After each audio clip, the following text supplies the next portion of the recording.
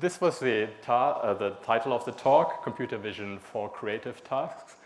And I heard your background is quite varied from different areas, potentially. So I thought I'd talk mostly about applications without going too deep. And you can always ask me more about technical details later. So I will talk mainly about computer vision applications, in particular how computer vision is used at a company like Rakuten. So looking at this, can you imagine or do you recognize what this is? This is a web page. This is the first web page of Rakuten Ichiba, which was launched in 1997. So already over 20 years ago. And you can see that at the time, the web overall looked very different. It was much more text-based. And you can see the first Ichiba logo there. And if you look very close, it says Magical Digital Market, which is a nice term. And it started with very few shops and as a startup. So since then, it has grown. And if you go to Rakuten Ichiba now, the front page is a lot more visual. Like all of the web, there's a lot of design going on, a lot more images. And those images can be quite important. So there's lots of banners, for example, and they are trying to catch the attention. But also if you just go and browse and you want to buy a cake, for example, I mean, there is usually text below, but the images are really what drive your interest, and you look at which of those cakes looks the most delicious, and that's what you often base your decision on what to buy, right? So those images, my point is, are much more important than they used to be. That's why we need methods that automate a lot of the processes. Let me talk about the company briefly as well. Rakuten started out as an online marketplace, but since then there have been many other services. So, for example, in the financial service industry, like a credit card, a bank, or stock trading. If you go to the others, like travel, maybe Rakuten Travel, some of you have heard about that. Rakuten Wiki is a media company, so mainly dramas in Korean and other Asian dramas for the Americas. Rakuten Mobile, of course, also a growing business area where Rakuten is now expanding its base stations all over the country. And living in Tohoku, you know about Rakuten Eagles. So my point is there's a lot of different businesses, and many different businesses have applications for vision.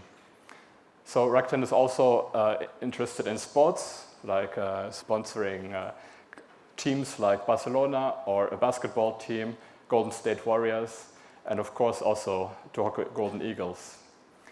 So let me first start by a simple example. So this is actually our first in-house application of computer vision. So one of the problems we have, I'm not sure about the cafeteria here, but it can get quite crowded. Not at the moment, but during normal operation. So when you go to the cafeteria, you want to know, is there a seat? So we have a computer vision system installed now to count number of people, right? So this is using people detection and counting how many people go inside and how many people go outside. And from that, we estimate how many people are currently there. So from that, we can generate an estimate of percent, which is then during lunchtime displayed on all the screens. So you can directly see, oh, I should better wait 5 minutes, or maybe now's a good time. So let me take a step back. So what is computer vision? I'm not sure if all of you know about computer vision. There are several core algorithms that deal with images. So image classification is one of the very basic ones. So for example, this picture, I want to know what is in the picture. So the algorithm returns this is a cat. I might also want to know where the objects are in the image. So for example, a bounding box. I might even want to know where each pixel is of the cat and what all the other pixels are representing. This is called segmentation or semantic segmentation when I give a label to each pixel. I can also just want to extract attributes. For for example, white, beige, like colors or different properties of an object. And I might want to do other things like enhancing, like enlarging or improving the quality. So all of these are core algorithms of computer vision. And in many different businesses, and I will today talk about mainly image classification, image enhancement, applications with faces, and also kind of augmented reality type applications that we've built, and some of them made it into business applications. So let's start with image classification. So imagine you are a merchant and you upload your product images onto the website. So there are now, some images may be very busy. There's a lot of text and frames and so on. So one of our goals was to make it more nice looking, more simplified, and easy to compare different products for users. So we have a few rules. For example, there shouldn't be more than 20% text on the image. Images should not have a frame, like an artificial frame, and the background should not be artificial, right? So these are now before. People would go and check all the images, and that was very time-consuming. So these days, we can train classifier models, deep networks, for example, a ResNet, which is one of the state-of-the-art deep networks, and train classifiers that automatically say, okay, this image that was just uploaded probably has a frame, so please go back and check. But this eliminates a lot of manual checking. So as in many classification and computer vision tasks, labeling is very important. So here's an example of, somebody had to go and then label things like digital text. And of course, there's also the difficulty that there's text on the product itself. So we want to distinguish digital text from text on products, which is often difficult. And the labeling is, of course, time-consuming. But once we have labeling, we can build classifiers. So this video, I hope it plays, will give an overview of what this project entailed.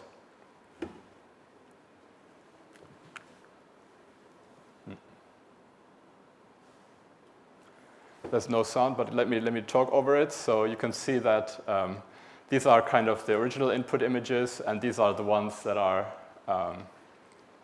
okay. So that was the goal, and this way, if you compare Ichiba maybe 1 or 2 years ago to Ichiba now, and the next year, you will see quite a big difference. So that is mainly done by computer vision technology, together with, of course, many people in the business divisions. So let me mention a few other examples where image classification can be used. So maybe these kind of flea market apps when you want to sell, for example, a blazer or a used item, and you want to sell it on the flea market, and you usually have to then find which category to list it in. So from the image, we can already predict which category this object is likely to be in. So you can then just select from, for example, the first 3 or 5 choices. So it will save you a lot of time for entering. Another example is search. So, of course, a digital marketplace has few limitations in the number of products that you can have. So you can have millions and millions of products. So I'm not sure, this number may already be out of date. So for users to find the right item is always a challenge. And this is something that people are working continuously to improve based on what people are searching for, but also on all the information that the merchants provide, like the text and the images. So in the future, you can also imagine having visual search. So if you see an object and you want to find a similar product, for example, you see a backpack or you see a bag, and you don't remember the name, or maybe together with the name, but a particular model, you can upload that image, and then it will show you all the similar ones. So this kind of image similarity is a very useful function for many tasks, for the users, but also internally there are many ideas where it can be used. Another example is fashion. So it's one domain where there's increasing interest to build customer-friendly stores for fashion online, which is kind of challenging because the sizes and the fit and all that. But one example where computer vision can help is finding from social media, SNS images. You can find some fashion influencers, for example, then you can find similar products online.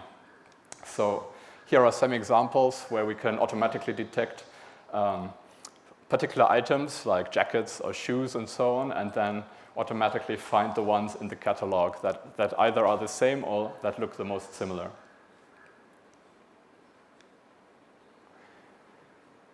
So I was talking about image enhancement. So some examples are food, fashion. These are where you really want the image to look nice. And for example, here is, I think it's green tea mochi.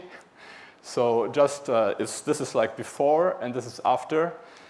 This is still in the research phase, but we were looking at different algorithms to adjust the global parameters of images.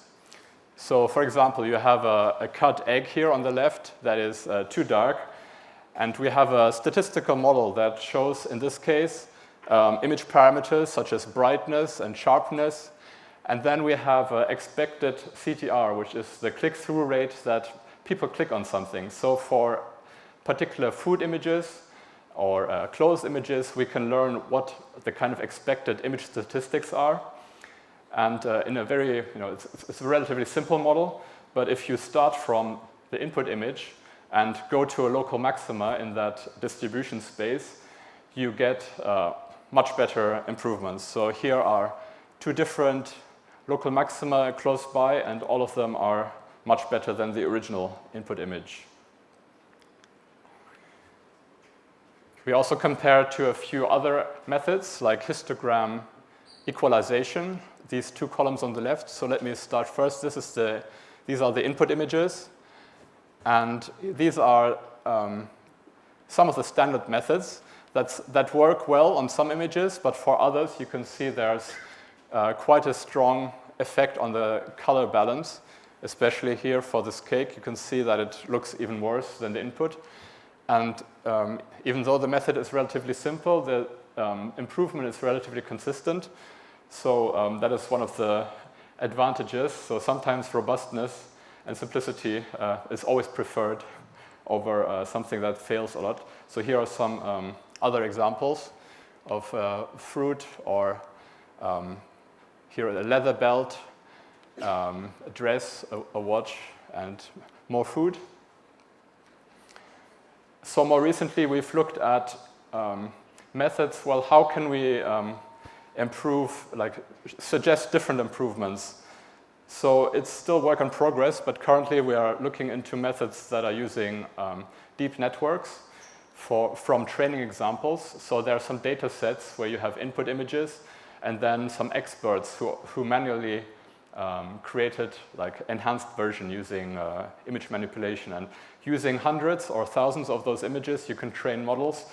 And we've built some models that then output several different types of enhancements. So if you have one input, I'm not sure how easy it is to see, but these are slightly different enhancements. So this is, for example, brighter than here.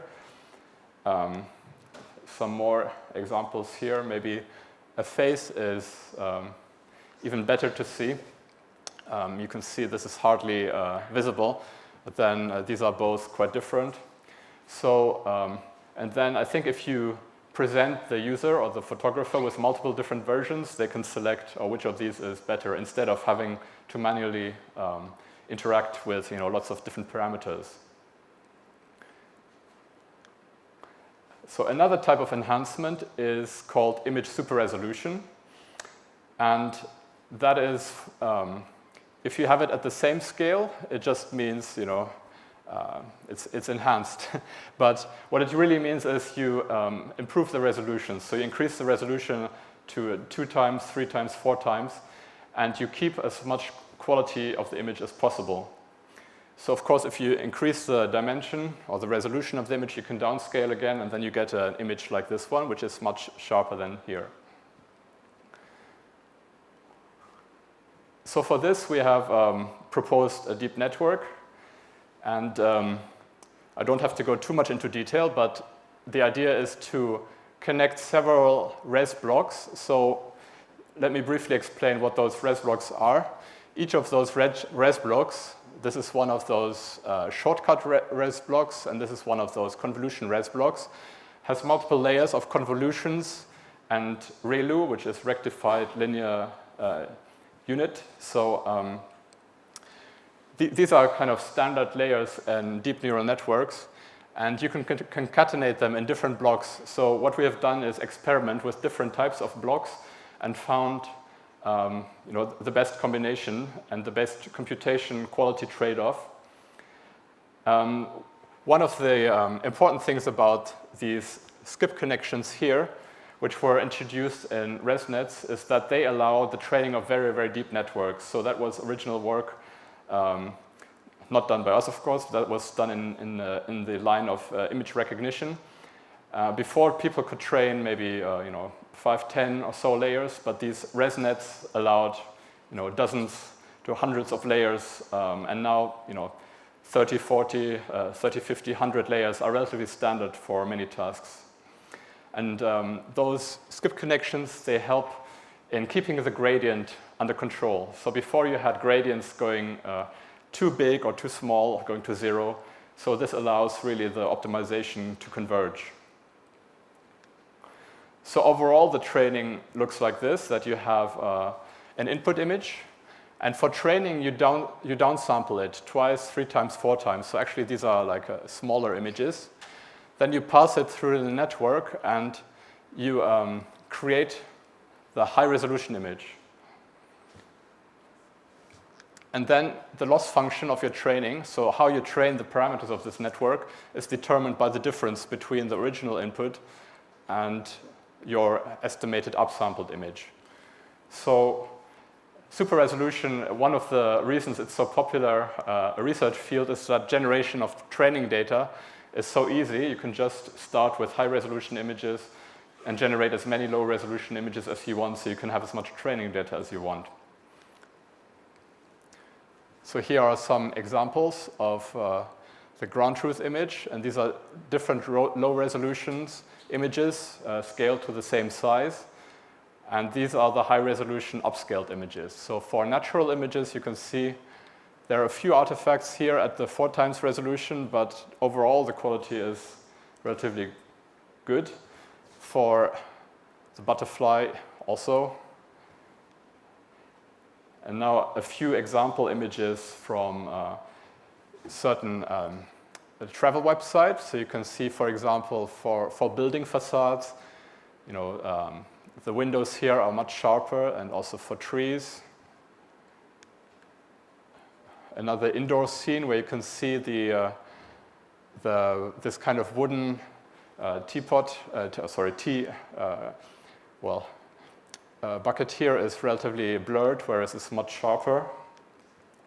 And the same for food images, so it looks much crispier. Another application example is this service. I'm not sure if you heard about Rakuten Pasha, but the idea is that when you go shopping, not online, but in the actual shop, you can get a paper receipt, and then you can take a picture of that and send it to Rakuten, and then you can get some points. So the idea is, you can get more recommendations or better recommendations.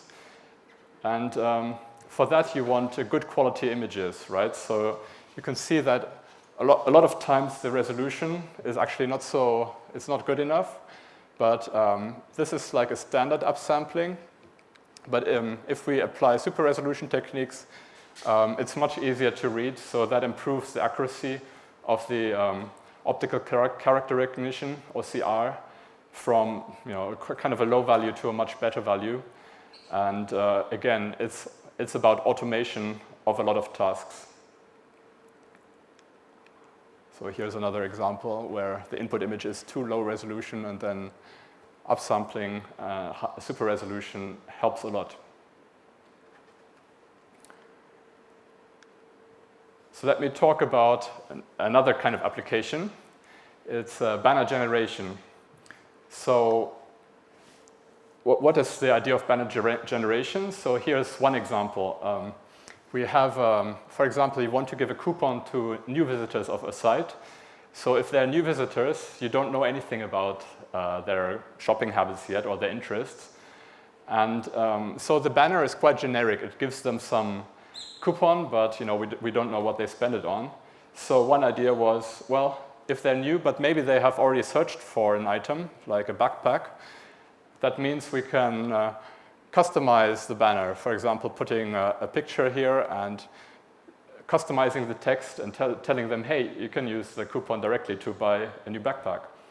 So for this, to generate these kind of banners automatically, there are a few technical challenges. So one is we want kind of clean images. So we don't want to take images of backpacks that have lots of text or anything like that. So for that, again, we can use image classification. And you may think, yes, it's quite easy to find images with a white background. And these all look very clean, for example. But there are many cases that are very close to the boundary that are almost white, but they have, for example, a logo, or they have multiple objects here, even though the background is white.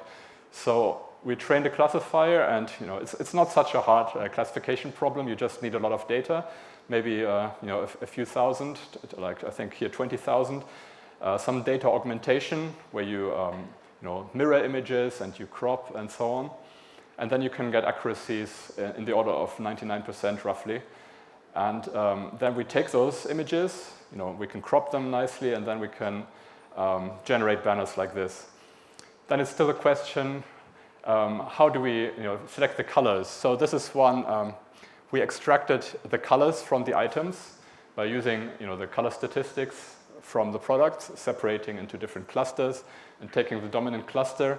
And here we first tried, we want to make them stand out. So we tried complementary colors. That's what one of the design methods. But you can also do similar color schemes, and in the end, that was preferable. So you have it's more harmonic. And in the end, this way we created hundreds or thousands of different banners. And these are some of my favorites, just because the food looks very appetizing. So green tea, ice cream, apple, or roll cake. And we tried this over a time period, so it was a proof of concept. But people were more responsive to these kind of banners than the kind of very standard generic ones. Here are some more examples. One of the we're currently working on expanding this. So this is the direction this field is moving into as well. So from the images and from text and from different styles, so we want to generate content automatically. So you can see that all these are ingredients that you would normally give to a designer. And currently we are building a system that is generating such banners automatically, and ranking, meaning predicting already how good they are looking. So this we are doing, again, using deep learning, giving feedback from metrics that measure how good an image looks to predict the ones that we want to select in the end. So you can see that computer vision, or AI in general, is finding more and more applications in design and creative tasks. And some of them are still unsolved. For example, here I'm showing the example of removing the background.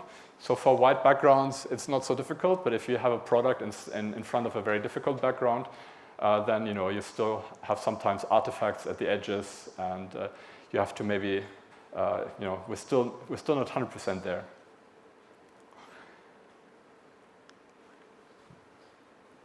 Let me talk about the next application, faces. So face recognition.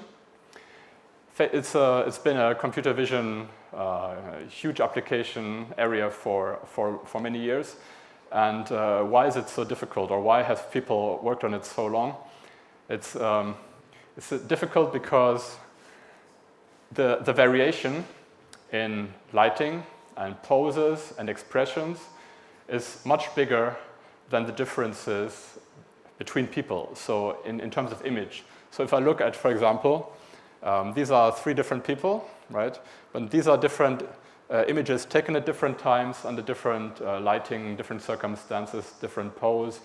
And you might think, for example, like this image and this image, if I just compare the pixels, these are much closer together than this picture and this picture, where he's looking to the side, or this picture which is blurred.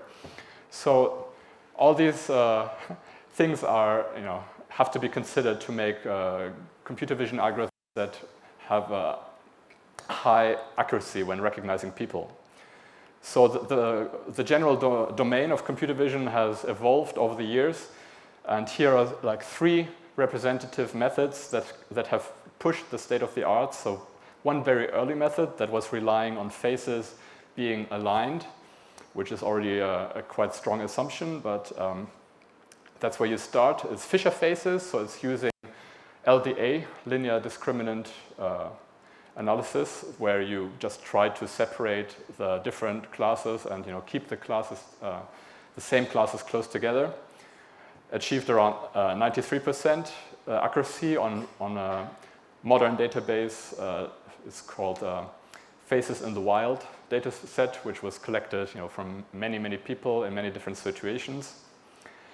And it was only in 2014 that DeepFace was developed by Facebook and other university researchers, and they achieved for the first time human accuracy of 97%. So it may be surprising that humans also don't achieve 100%, but actually if you show people pictures of the same person or different people, it's not always easy. And this deep learning method, trained on many different images from Facebook at the time, well, many, like 4 million at the time. Nowadays, that's kind of like not such a huge data set anymore.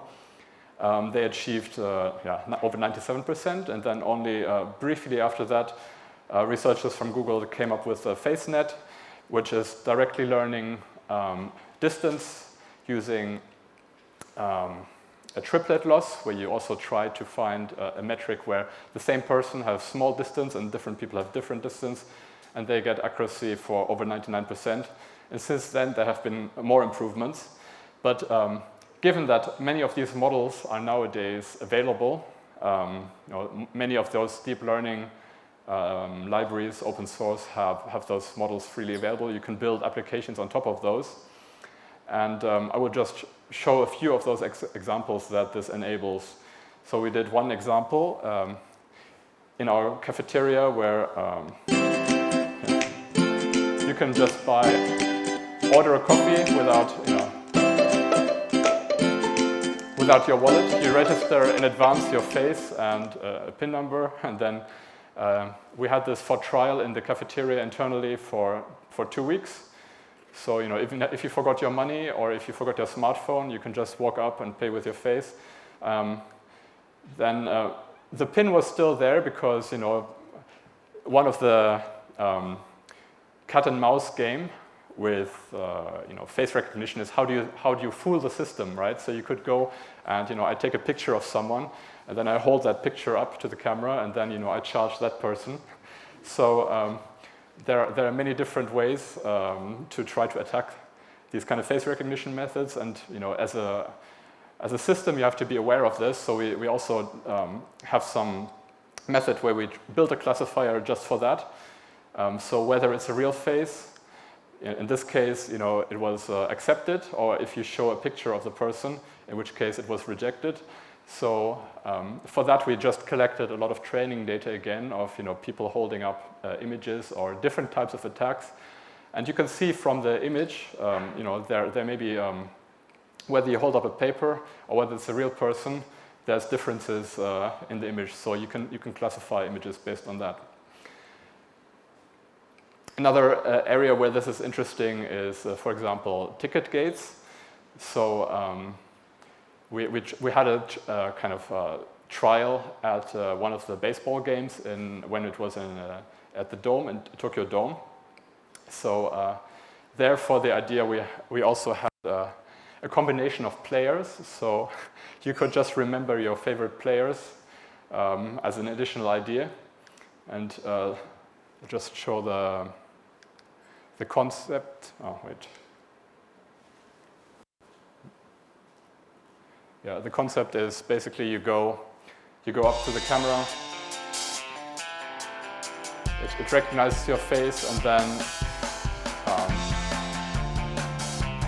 having an additional pin adds security, but also increases the accuracy. So then you can check in without having a physical ticket, or without even having your phone if you forgot it.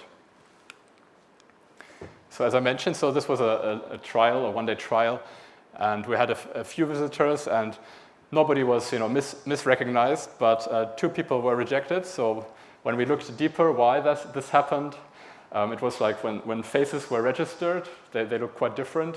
Sometimes either photoshopped or with a lot of strong makeup. So in that case, some of the algorithms are still struggling. But I think this, for a trial, it was successful, and maybe will be deployed at some point. So computer vision can also be used in interactive technology. So interactive technology means connecting online and offline worlds. So online we have internet shopping and all the things that you can do now, and offline, in real shops or stadiums. And we want to bridge those 2 worlds because we have a lot of information online that we could apply for real-world applications. So being here in Sendai, so I will introduce some of the applications we had at the stadium. So we have something called the Rakuten AI photo booth, which was more for entertainment of the fans, but was extremely popular for a while, or still is. When people go to the stadium, what it does, it shows the player that looks most similar to you. So here are some snapshots, and the way it works is we have a database of all the different players where we have multiple, I think like around 30 images per person. So due to, again, variation in pose and lighting and so on. And when people come in front of the display, we extract face and also project them into that space, and then return a similarity score, and then rank, by similarity. So let me show you what this looks like.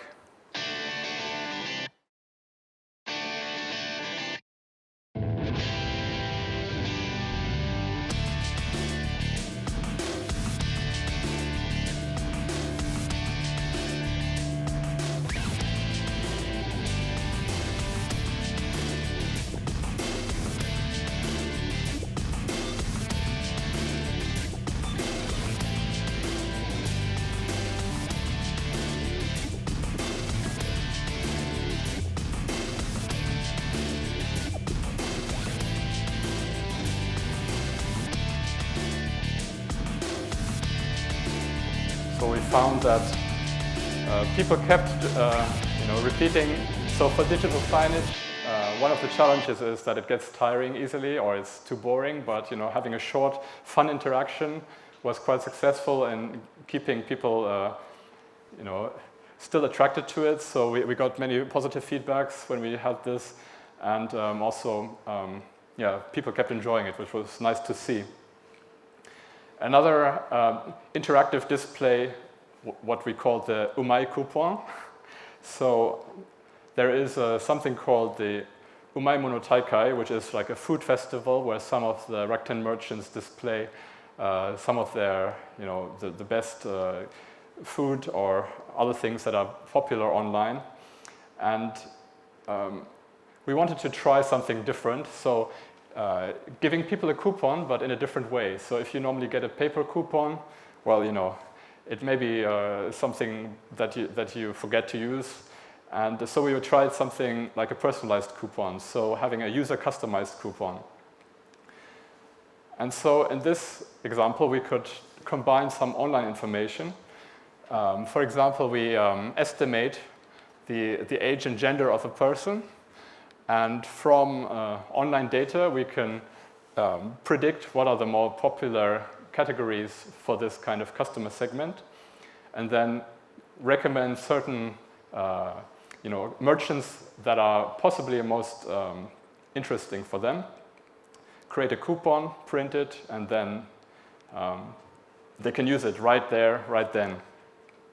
Here is an example of age and gender prediction. So this is all working in real time. And then on site, we then generated, we also had a printer, so we could generate those personalized coupons, and people could then go directly to the merchants and get the discount. So as a final application, augmented reality. So this is maybe still a little bit futuristic and depends a lot on the technology of the headsets, but here are some concepts I will show you. So this is one of the researchers who created an AR application that shows you additional information. So it also combines online information, for example, the popularity or reviews of particular products.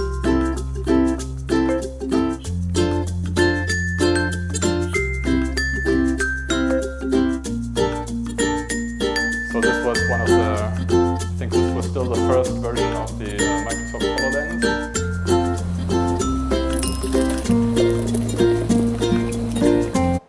So you can imagine once those devices become like glasses, it will be quite an interesting device. Another example where we had this was a mixed reality experience at the Rakuten Café, where we had a collector of FC Barcelona shirts.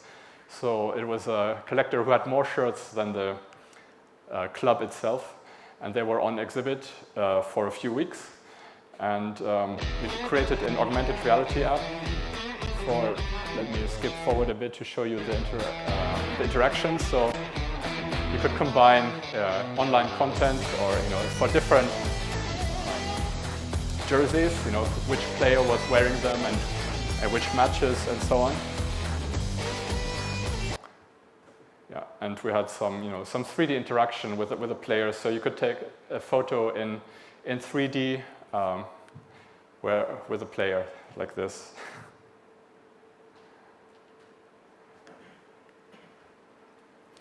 So AR has some other applications, and I will show you two more brief examples. One is furniture fitting. So we think there's still some potential in visualizing, creating kind of this immediately visualization of if you want to buy something, how would it look in your home? So this can be done, for example, for furniture, or it could be done for other objects. And this is an example of some 3D models that we had from some merchants, and then you can directly fit them in your living room. For that, you need technology that estimates the 3D dimensions of your room. So when we created this, we still had to do a lot of the technology ourselves, but the modern phones, they often come now with 3D sensors, so a lot of this technology will be more commodity. And another example is, let me also skip forward, floor plans. So here we created a system that takes a floor plan image like this and then segments the walls. And so from the walls, and we also recognize a few other items here, we can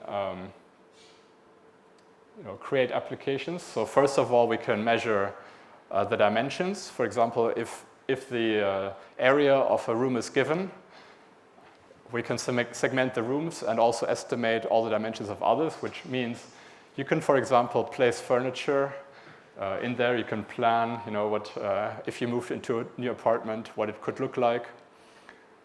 And you can also create a kind of impression. These are now 3D models. These are very simplistic ones, just showing the 3D, but it may give you like an impression. If you live in that apartment. So these are top view. I think we also have one where you actually go inside.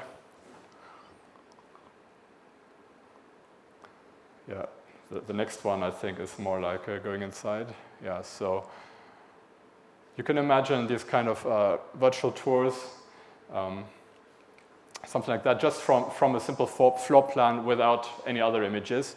And of course, you can combine things like this with the other kind of panorama techniques that some sites have already. But this gives you just a very spatial impression.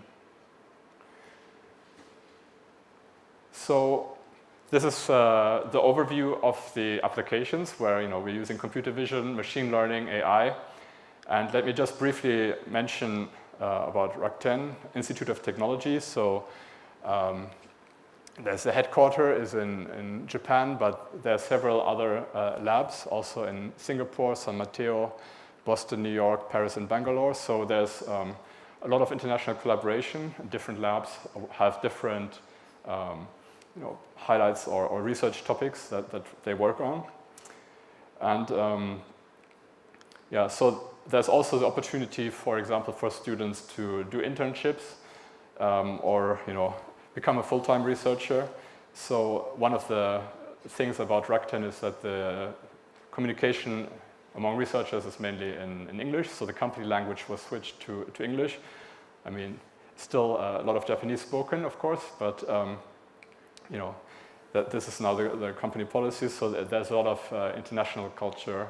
And I heard that actually in Tokyo University, there's also a lot of international students these days. So I'm, there's a lot of culture match, I think.